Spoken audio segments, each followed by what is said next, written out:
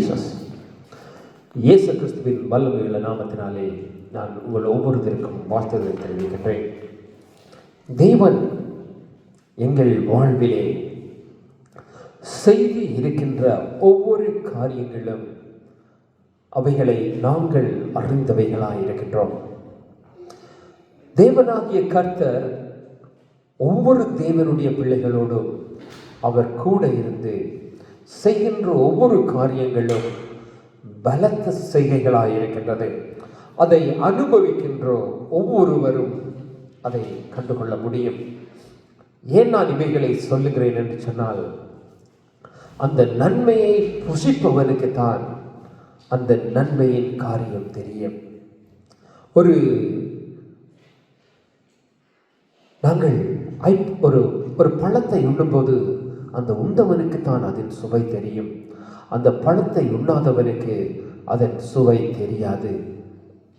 அதே போலதான் எங்களுடைய வாழ்வில் கிறிஸ்துவானவர் எங்களுக்கு செய்து வருகின்ற ஒவ்வொரு வாழ்வுக்கும் ஒவ்வொரு அற்புதங்களும் அதிசயங்களும் அவனவனுக்கு அது மேலான காரியமாய் காணப்படுகின்றது.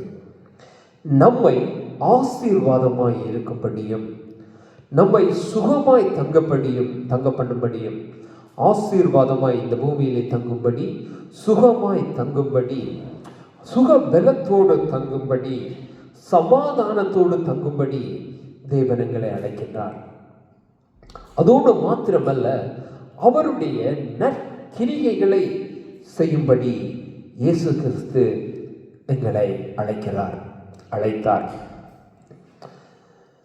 நாங்கள் பல காரியத்துக்காக நாங்கள் இயேசு கிறிஸ்துவனிடத்திலே ஓடுகிறோம். பல தேவைகளுக்காக நாங்கள் கிறிஸ்துவனிடத்திலே ஓடுகிறோம். நாங்கள் பல காரியங்களுக்காக கர்த்தரிடத்திலே காத்திருந்து ஜெபிக்கின்றோம்.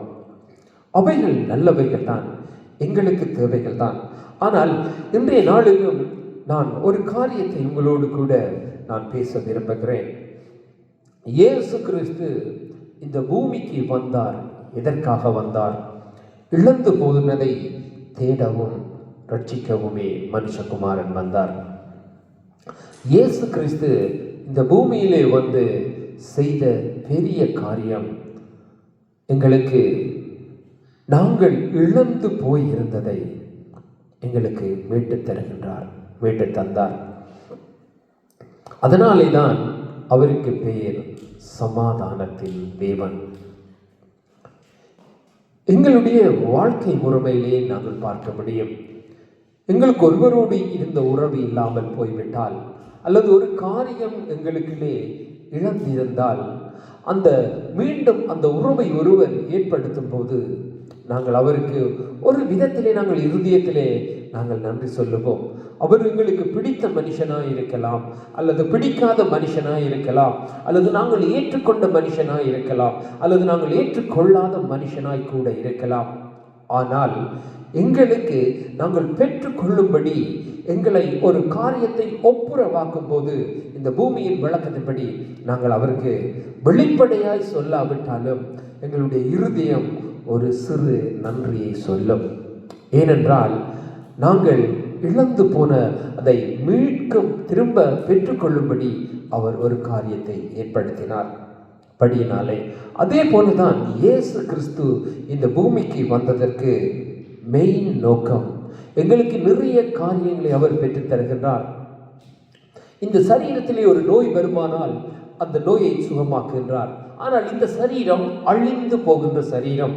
ஆனால் இந்த அழிந்து போகின்ற சரீரத்திலேயே இருக்கின்ற நோயை சுகமாக்குகிறது எங்களுக்கு எவ்வளவு இம்பார்ட்டன்டாய் காணப்படுகின்றதோ அதை பார்க்கிலும் இந்த ஆத்துமா அழிந்து போகாமல் காப்பது தேவனுக்கு முன்பாக அது பெரிதாய் காணப்பட்டது. எனக்கு அல்லது மனுஷனுடைய பார்வைக்கு இந்த சரீரம் எவ்வளவு இம்பார்ட்டன்டாய் எங்களுக்கு காணப்படுகின்றது. ஒருவன் சரீரத்திலே நோய் ஏற்படுவதை விரும்புகிறதில்லை. அந்த சரீரத்திலே மரணம் வருவதை அவன் விரும்புகிறதில்லை. ஒரு சரீரத்திலே துன்பம் வருகிறதை ஒருவன் விரும்புகிறதில்லை. ஆனால் இந்த சரீரம் ஒரு நாள் அழிந்து போய்விடும்.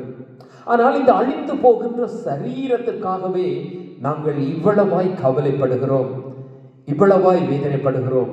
அதனாலே தான் ஆண்டவர் சொன்னார், நீங்கள் உங்களுடைய இந்த சரீரத்துக்காக, உங்களுடைய அதாவது இந்த மாம்ச பிரகாரமான எந்த காரியத்திற்காகவும் நீங்கள் கவலைப்படாதிருங்கள் என்று சொல்லி, நாங்கள் கவலைப்பட வேண்டிய ஒரே விஷயம் எங்கள் ஆத்துமாவை குறித்தது தான்.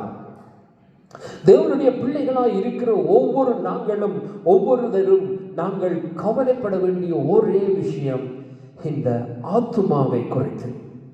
இந்த சரீரத்திற்காக நாங்கள் உலகத்தை ஆதாயப்படுத்தினாலும் எங்கள் ஆத்துமாவை நஷ்டப்படுத்தினால் அதனாலே எந்த லாபமும் இல்லை என்று வாசிக்கின்றோம். அப்ப தேவனாகிய ஆண்டவர் இயேசு கிறிஸ்துவானவர் இந்த பூமிக்கு வந்தது மனுஷனுக்கு அவன் எதை இழந்து போயிருக்கின்றான். மனுஷன் இன்றைக்கு நாங்கள் பார்க்கிறது இந்த சரீரத்தை, இயேசு கிறிஸ்து பார்க்கிறது எங்களுக்குள்ளே இருக்கின்ற ஜீவனை. இந்த சரீரமானது ஆவி ஆத்துமா சரீரமாய் இந்த வாழ்க்கை காணப்படுகின்றது. மனுஷனுடைய வாழ்விலே இந்த சரீரம்தான் தெரிகின்றது மனுஷனுடைய கண்ணுக்கு. அப்ப லூக்கா 19:10 ஆண்டவராகிய இயேசு கிறிஸ்து சொல்லுகிறார், மனுஷகுமாரன் எதற்காக வந்தார் என்று சொன்னால், அவர் இழந்து போனதை தேடவும் அவர் ரட்சிக்கவுமே வந்தார் என்று சொல்லி, எங்கள் வாழ்விலே நாங்கள் இழக்கக்கூடாதது நித்திய ஜீவன். நாங்கள் இழந்துவிடக் கூடாதது என்று சொன்னால் அது நித்திய ஜீவனே. ஏனென்று சொன்னால் இந்த சரீரத்தை நாங்கள் ஒரு நாள் இழந்துவிடத்தான் வேண்டும். அதை யாரும் இல்லை என்று சொல்லிவிட முடியாது. ஆனால் நித்திய ஜீவனை நாங்கள் இழக்காமல் காக்க முடியும். இயேசு கிறிஸ்து எங்களுக்கு கொடுக்கிற நித்திய ஜீவன் நிரந்தரமானது. ஆனால் நாங்கள் விரும்புகிற ஆசைப்படுகிற இந்த சரீரமோ அழிவுள்ளது. அதனாலே தான் ஆண்டவர் சொன்னார், இந்த அழிவில்லாத வித்தினாலே தான் நாங்கள் மீட்கப்படுகின்றோம் என்று. அழிவுள்ள வித்தினாலே அல்ல, அழிவில்லாத வித்தினாலே, அழிவில்லாத வித்தாகிய இயேசு கிறிஸ்துவினாலே நாங்கள் என்னத்திற்காக மீட்கப்படுகின்றோம் என்றால், அழிவில்லாமல் இருக்கும்படி, எங்களுடைய ஜீவன் அழிவற்றதாய் காணப்படும்படி இயேசு கிறிஸ்து எங்களுக்காக வந்தார். அதனாலே தான் ஜோவான் 25 சொல்லப்படுகிறது. 1 ஜோவான் 2வது அதிகாரம் 25வது வசனம் சொல்லுகிறது, நித்திய ஜீவனை நான் உங்களுக்கு தருகிறேன். நித்திய ஜீவனை தருவதே நான் உங்களுக்கு பண்ணின வாக்குத்தத்தமாய் இருக்கிறது என்று சொல்லி, இயேசு கிறிஸ்து எங்களுக்கு கொடுத்த வாக்குத்தத்தம் என்னென்று சொன்னால், கிறிஸ்துவுக்குள் அழிவில்லாத வாழ்வு, அழிக்கப்படாத நித்திய ஜீவன். நான் உனக்கு நித்திய ஜீவனை அளிப்பேன் என்பதே அவர் எங்களுக்கு கொடுக்கின்ற வாக்குத்தத்தமாய் இருக்கின்றது. நாங்கள் கிறிஸ்துவை தேடுகிறதற்கு ஒரு நோக்கம் உண்டு, கிறிஸ்து நம்மளை தேடுவதற்கு ஒரு நோக்கம் உண்டு.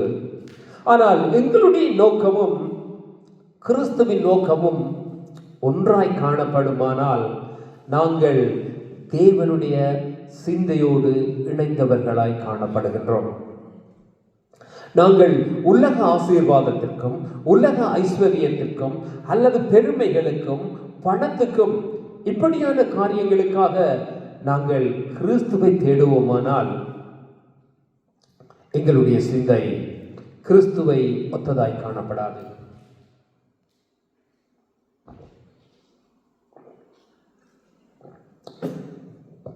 நித்திய ஜீவனை பெற்றுக் கொள்ளும்படி நாங்கள் கிறிஸ்துவை தேடுவோமானால் எங்களுடைய சிந்தை கிறிஸ்துவோடு ஒன்றாய் இணைந்ததாய் காணப்படுகிறது.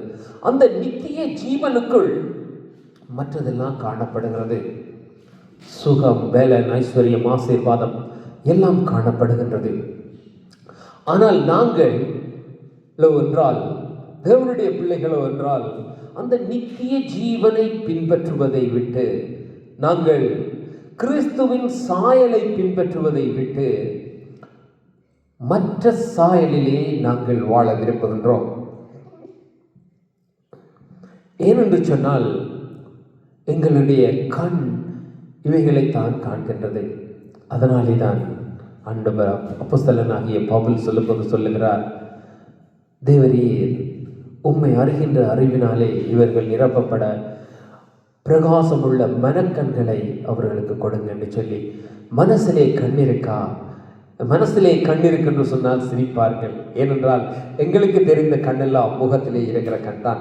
அப்ப எங்களுக்கு மனதளவிலான ஒரு கண் உண்டு, தேவனை அறிகிற அறிவினான ஒரு கண் உண்டு, தேவனுடைய வார்த்தைக்குள்ளதான காரியங்களை அறிந்து கொள்ளுகிறதான பார்க்கிறதான அவரை நோக்கி பார்க்கிறதான எங்களுக்கு ஒரு கண் உண்டு.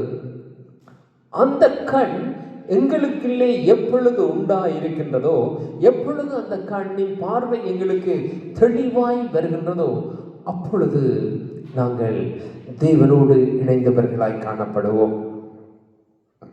தேவன் பாவத்தை வெறுக்கின்றார், பாவியை நேசிக்கின்றார். அதே போலதான் தேவனுடைய பிள்ளையாகிய நானும் பாவத்தை வெறுக்கணும், பாவியை நேசிக்கணும். எக்ஸாம்பிளுக்காக நான் சொல்லுகிறேன். அப்ப தேவன் எவ்வளமா இருக்கிறார் என்றால், அவர் பாவத்தை பாராத சுத்த கண்ணர். அப்ப அவர் பாவியை நேசிக்கின்றார், பாவமுள்ள மனுஷனை அவர் நேசிக்கின்றார். ஆனால் பாவியை வெறுக்கின்றார், பாவத்தை வெறுக்கின்றார். இந்த பாவியை உண்மையிலே அவர் எப்படி செய்யணும்? அவனுக்குள்ளே பாவம் இருக்கின்றது என்று பாவியை தான் வெறுக்கணும்.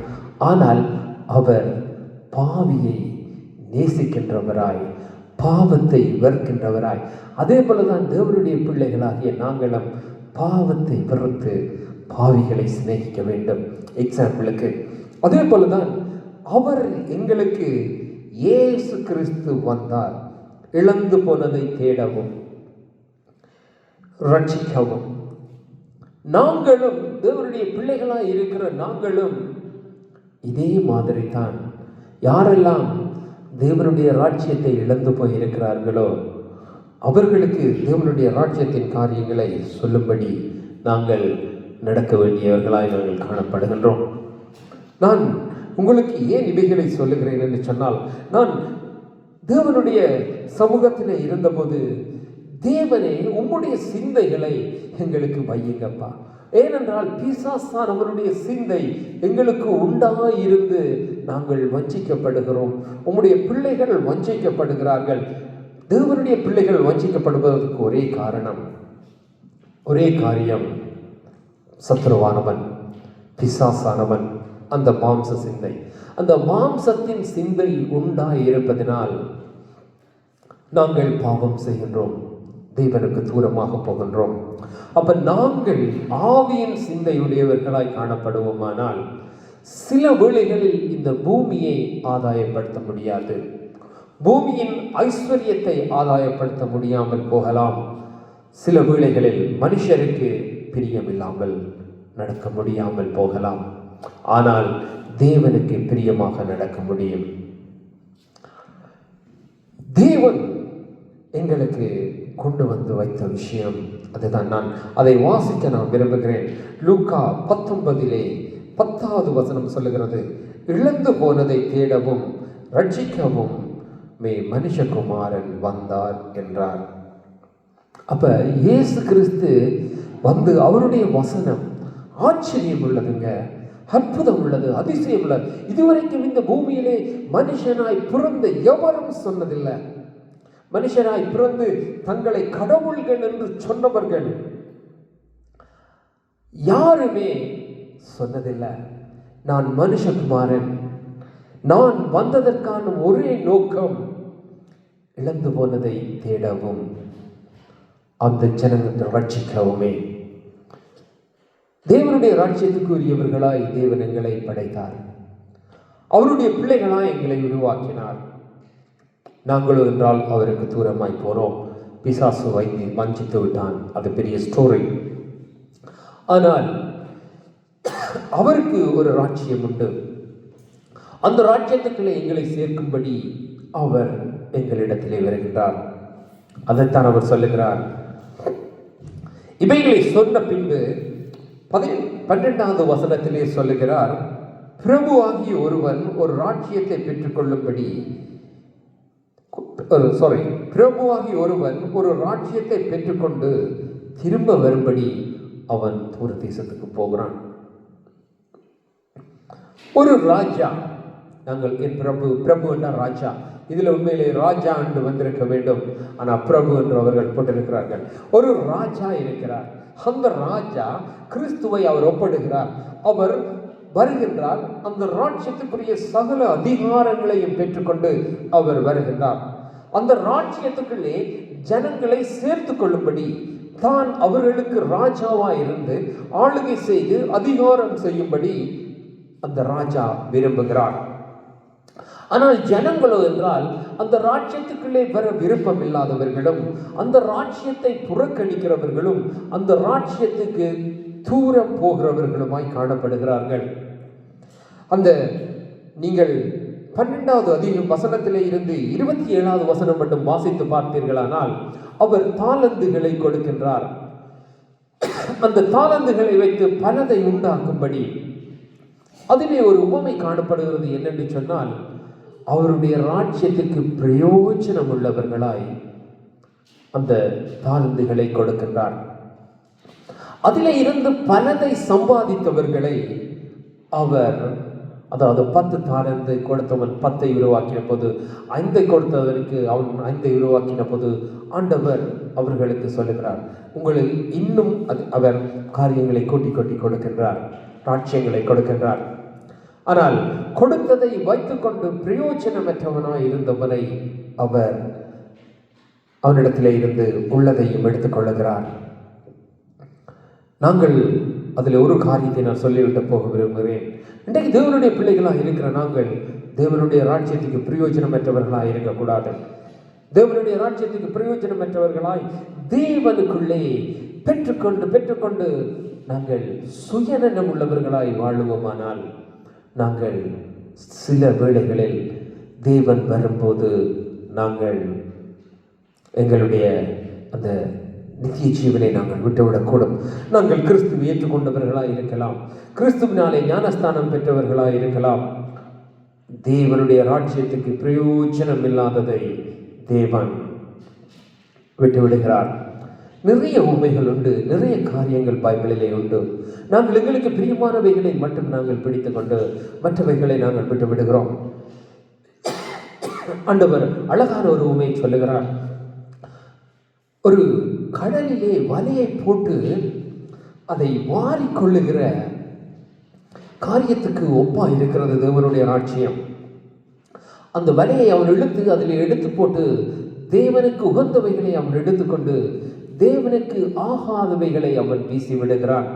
அவனமாய் தேவனும் தனக்கு உகந்தவைகளை எடுத்துக்கொண்டு தனக்கு ஆகாதவைகளை வீசி விடுகிறார். அன்பின் பிரியமானவர்களே, தேவனுடைய ராஜ்யத்தின் வாழ்விலே ஞானம் உள்ளவர்களாய், தெளிவுள்ளவர்களாய், புத்தியுள்ளவர்களாய் இருங்கள். ஏனென்றால் அநேக கள்ள போதவர்கள் வாஞ்சித்துக் கொண்டு இருக்கின்றார்கள். நீங்கள் எப்படி இருந்தாலும் சரி, என்ன செய்தாலும் சரி, நீங்கள் இயேசு கிறிஸ்துவுக்கு ஞானஸ்தானம் எடுத்துவிட்டால் உங்களுக்கு நித்திய ஜீவன் பரலோகம் என்று சொல்லுகின்ற கள்ள போதகர்கள் இந்த பூமியிலே ஒன்று. அவர்கள் உங்களை மனம் திரும்ப விடாமல், அவர்கள் உங்களை பாவத்திலும் தேவனுக்கு பிரியமில்லாத காரியங்களிலும் உங்களை நடத்துகிறவர்களுக்கு நீங்கள் எச்சரிக்கையாக இருக்க வேண்டும் என்பதற்காக நான் இந்த காரியத்தை சொல்ல விரும்புகிறேன். எங்களிலே பாவத்தை அழித்து விடுகிறார். கிறிஸ்து வருகிறார், பாவம் அழிக்கப்படுகிறது, நாங்கள் ஜீவனுக்குள்ளே உயிர் பெறுகிறோம். திரும்ப மீண்டும் நாங்கள் அந்த பாவத்துக்குள்ளே போய்விடக்கூடாது. அதைத்தான் ஆண்டவராகிய இயேசு கிறிஸ்து சொல்லுகிறார். அந்த ஒரு ராஜா ஒரு ராஜ்யத்தை பெற்றுக்கொண்டு வருகிறார். கிறிஸ்துவாகிய ராஜா ஒரு ராஜ்யத்தை பெற்றுக்கொண்டு வருகிறார். அந்த ராஜ்யத்துக்களே ஜனங்களை அழைத்து கொண்டு வந்து அந்த ராஜ்யத்துக்களை அவர்களை வைத்து அவர்கள் இழந்து போனதை கொடுக்கவும், அவர்களுக்கு நித்திய ஜீவனை கொடுக்கவும் அந்த ராஜா பிரியமுள்ளவராய் இயேசு கிறிஸ்துவாகிய ராஜா வருகிறார்.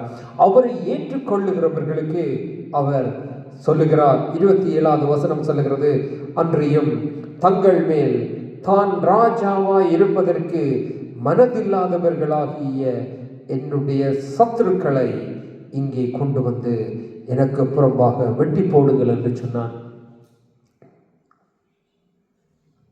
அந்த ராஜா, இந்த பிரபு, இதில் சொல்லப்பட்ட உவமையின்படி அவன் ராஜாவாய் இருக்க மனதில்லாதவர்களை தனக்கு எதிரியாய் சொல்லுகிறான்.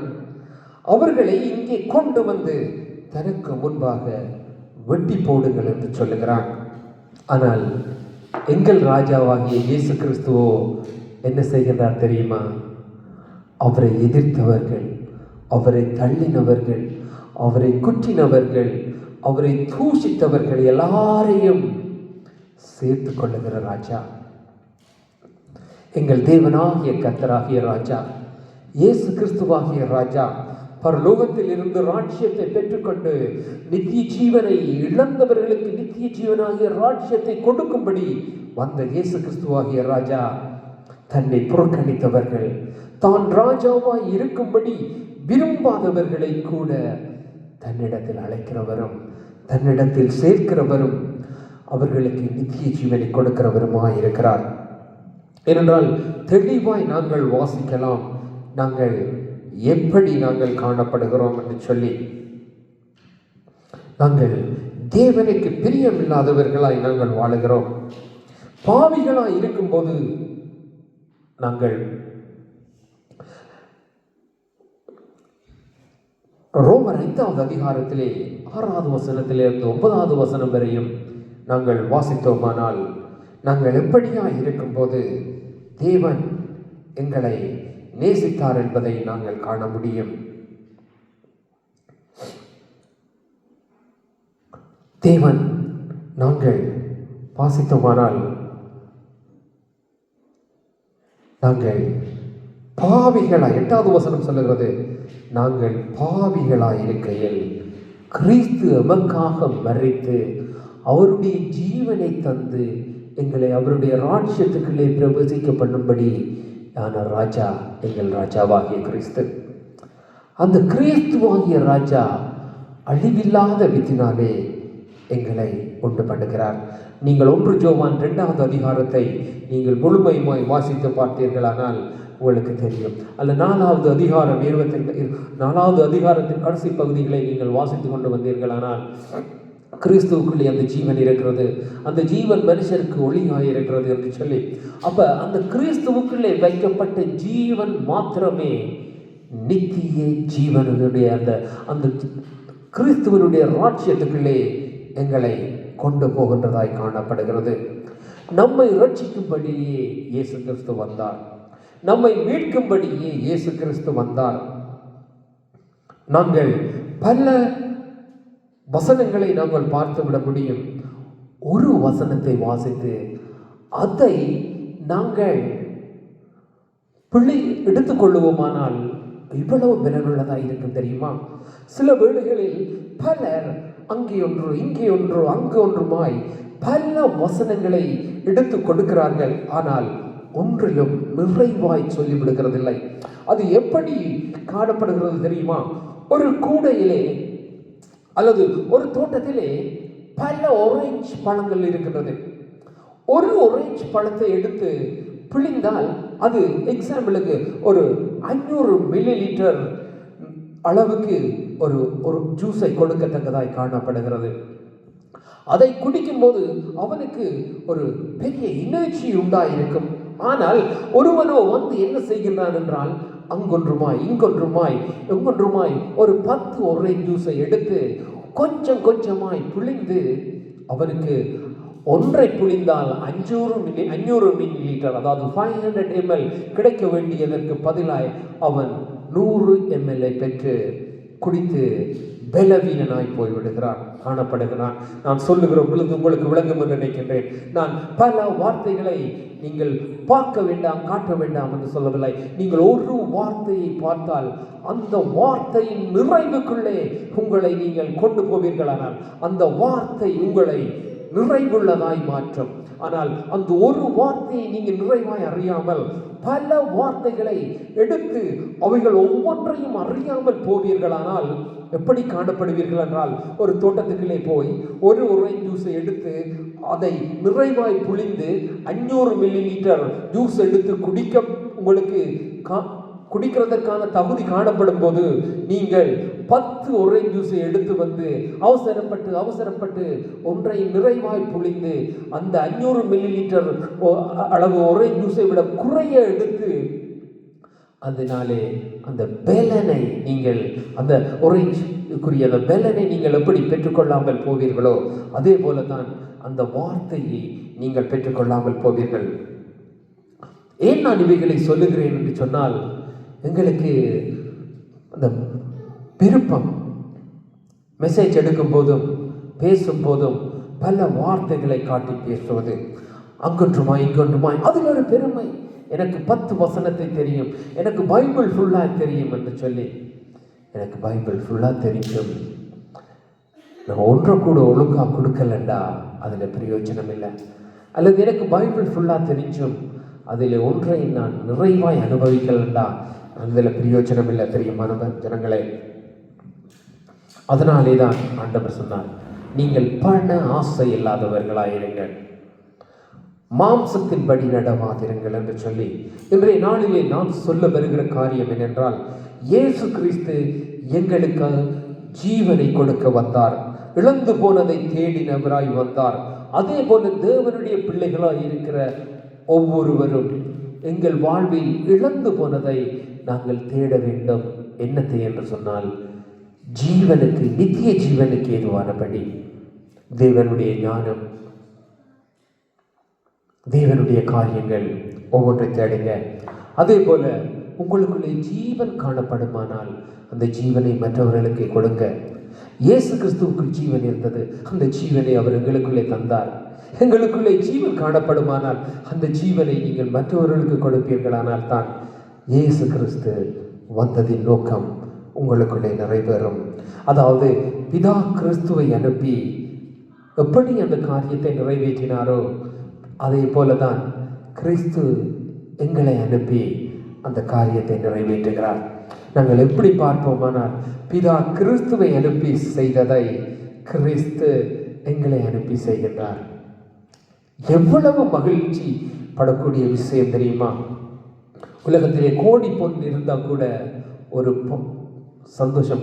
என்னை கர்த்தர் தெரிந்து கொண்டு நான் 1 கோடி பொன்னை ஆதாயப்படுத்தி கொண்டு வந்து வைத்தாலும் தேவன் மகிழ மாட்டார், பரலோகம் மகிழ்ச்சி அடையாது. ஆனால் ஒரு பாவியை மனம் திரும்ப பண்ணி கொண்டு வந்து வைப்பேனானால் பரலோக ராஜ்யம் மகிழ்ச்சி அடையும். அதைத்தான் நான் இந்த இடத்தில் நான் உங்களுக்கு சொல்ல வருகிறேன். தேவனுடைய பிள்ளைகளாகிய நாங்கள் இழந்து போனதை தேடவும் ரட்சிக்கவும் பெற்றுக்கொள்ளவுமே வந்தோம். அதே போலதான் யோவான் நாங்கள் 10வது அதிகாரத்திலே நாங்கள் வாசிக்கலாம். ஒரு காரியத்தை நான் சொல்ல விரும்புகிறேன். பொல்லாத பிசாசானவன் கொல்லவும் அழிக்கவும் அன்றி வேறொன்றுக்கும் வரான், நான் நித்திய ஜீவனை கொடுக்கவும் அது பரிபூரணப்படவுமே வந்தேன் என்றார். அப்ப இழந்து போனதை தேடவும் அதை பெற்றுக்கொள்ளவும் அது பரிபூரணப்படும்படியாகவும் இயேசு கிறிஸ்துவானவர் எங்களுடைய வாழ்விலே வந்தார். நாங்கள் இயேசு கிறிஸ்துவுக்குள்ளே ஜீவனை கொடுத்து நாங்கள் வாழ பழகிக்கொள்ள வேண்டும். இழந்து போனதை தேட பழகிக்கொள்ள வேண்டும். தேவன் எங்களுக்கு கொடுத்ததை கொடுக்க பழகிக்கொள்ள வேண்டும். இயேசு கிறிஸ்துவானவர் இந்த பூமிக்கு எதை செய்ய வந்தார் அதை இன்று எங்களிடத்திலே விட்டுட்டு போயிருக்கின்றார். நான் உங்களுக்கு ஈஸியாய் விளங்கும் பண்ணும்படி சொல்லுகிறேன். பிதா குமாரனாய் வந்து எவைகளை செய்தாரோ அவைகளை செய்யும்படி தான் அவர் எங்களை அனுப்பி இருக்கிறார், எங்களை தெரிந்து கொண்டிருக்கிறார். எப்படி இயேசு கிறிஸ்துவுக்குள் இருந்து பிதாவினுடைய ராஜ்யத்தின் காரியங்கள் செய்யப்பட்டதோ அதே போலதான் இன்றைக்கு எங்களுக்குள்ளே இருந்து பிதாவினுடைய காரியங்கள் ராஜ்யங்கள் செய்யப்படுகின்றது. அவைகளுக்கு ஏதுவாய் உங்களுடைய ஆவி ஆத்ம சரீரம் உயிர்ப்பிக்கப்படட்டும். உலகத்தின் காரியங்களை ஆதாயப்படுத்திக் கொள்ளும்படி, ஜனங்களை வஞ்சித்துக் கொள்ளும்படி, மற்ற காரியங்களுக்குள்ளே பிரியப்பட்டு மற்ற காரியங்களுக்குள்ளே ஓடி நாங்கள் புகழ்ச்சி, மேன்மை, மகிழ்ச்சி, கனம் அடைந்து வாழுவதற்கு அல்ல. பிதாவே, இந்த வேளையில் உம்முடைய சமூகத்திலே என்னை ஒப்புக் கொடுக்கிறேன். பிதாவே, நீர் உம்முடைய பரலோக ராஜ்யத்திலே வீற்றிருக்கின்றேன். நீர் உம்முடைய ராஜ்யத்தின் காரியத்தை செய்யும்படி நீரே குமாரனாய் கிறிஸ்துவாய் இந்த பூமிக்கு வந்தேன். நீர் கிறிஸ்துவாய் குமாரனாய் இருந்து உம்முடைய ராஜ்யத்தின் காரியங்களை இந்த பூமியிலே செஞ்சீங்க. அவருடைய ராஜ்யத்தை பெற்றுக்கொண்டு மறுபடியும் எங்களுக்குள்ளே அவைகளை தந்திருக்கின்றார். பரிசுத்த ஆவியானவரை எங்களுக்கு விட்டு சென்றிருக்கின்றார். அவைகளை பெற்று நாங்களும் பிதா குமாரனை அனுப்பி குமாரன் செய்தது போல குமாரன் எங்களை அனுப்பி இருக்கிறார். அவைகளை நாங்கள் செய்ய எங்களை உயிர்ப்பியும் எங்களை நடத்தும். இயேசு கிறிஸ்துவின் வல்லமையுள்ள நாமத்தில் பிதாவே, ஆமென், ஆமென், ஆமென்.